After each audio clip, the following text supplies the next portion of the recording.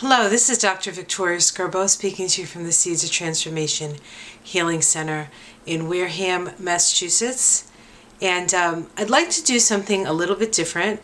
Generally each day I do the astrology of the day.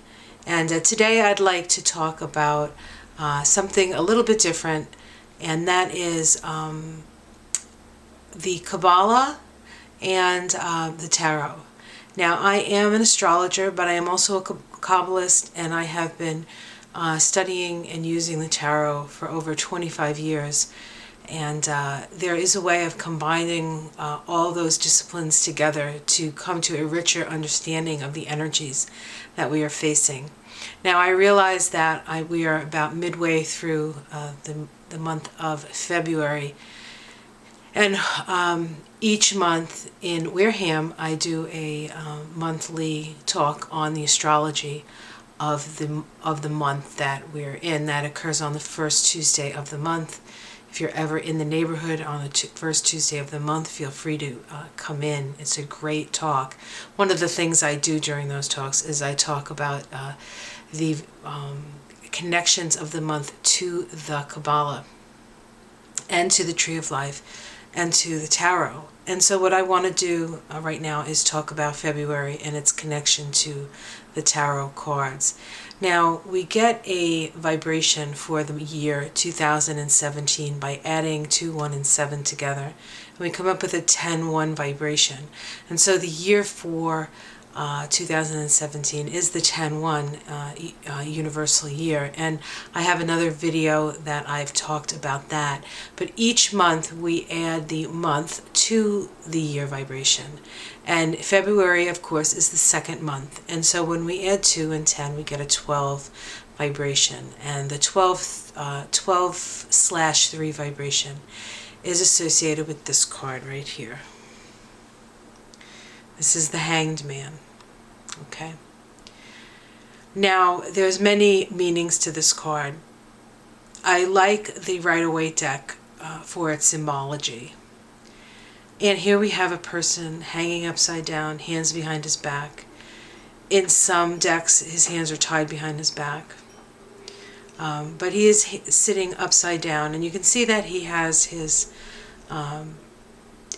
legs in the number of the cross, and that in the number 4. You see that 4 is symbolic of the cross. The cross is symbolic of matter, and so here we have somebody hanging upside down. He is in part connected to the realm of matter, or the 3-dimensional reality, but he is also hanging upside down, and you can see that he has a golden halo around his head. And so this is symbolic of being both within the physical manifested world and having your head in the great cosmic sea in a meditative stance. Now, the fact that his hands are tied behind his back, or just behind his back, says that there is nothing that he can actually do. This is an energy of contemplation, meditation, and connecting with source energy. So I oftentimes connect this card with the Serenity Prayer. And the crux of the Serenity Prayer, which I never get right when I try to say it, so I'm not going to, is that we need to know what we can affect and affect it, and what we can't affect and surrender to it. And so that is the energy for February. Now, February we have 2 major eclipses. We had one on, the 10th, the full moon lunar eclipse at 23 degrees of Leo, and the sun at 23 degrees of Aquarius. It was a very powerful eclipse in that there were a lot of aspects all connected mostly to the moon. We had a grand fire trine with Saturn and the moon and Uranus and Eris, and so grand fire trines are highly creative, they're highly intuitive, and this one is highly revolutionary, so we were connected to that. And when you're looking at the moon in a chart, especially mundane chart, it's the people, And so people are really revving and riled up for revolution. They are tired of the old ways and they want to move in a new way. And yet that axis of the full moon lunar eclipse wasn't the axis of love. And so we have to come to realize what we can as individuals, how we can share our special gifts for the good of all. And if anybody watched the Grammys last night, today is the 13th, you could see that revolutionary spirit and that creative spirit side by side. And it was really except for the lights, which were a little bit too much for my poor little brain. It was really a beautiful and very highly creative way of expressing themselves, both politically and spiritually. And so we see that. Now we're going to have a new moon in Pisces. That is also a solar eclipse. And that's at 8 degrees, 8 or 9 degrees of Pisces. And this is going to be the last eclipse of the nodal axis. The nodal axis shifts in May. The north node moves into Leo. The south node moves into Aquarius. And so the south node is still in Pisces, the north node in Virgo. We are coming to let go of illusions and delusions and looking at life realistically. So that is the direction. But as this is a south node eclipse, because the south node of the moon is closer to the moon in, is that right? No, the sun is close, sorry. The sun is closer to the south node in this eclipse, or is on the side of the south node. It becomes a south node eclipse, and it's about letting go. And so that's part of the serenity prayer, where we have to surrender to those things that we cannot change.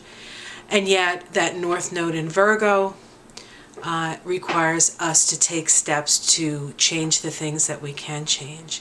And so we really have to look and see where we can best put our energy.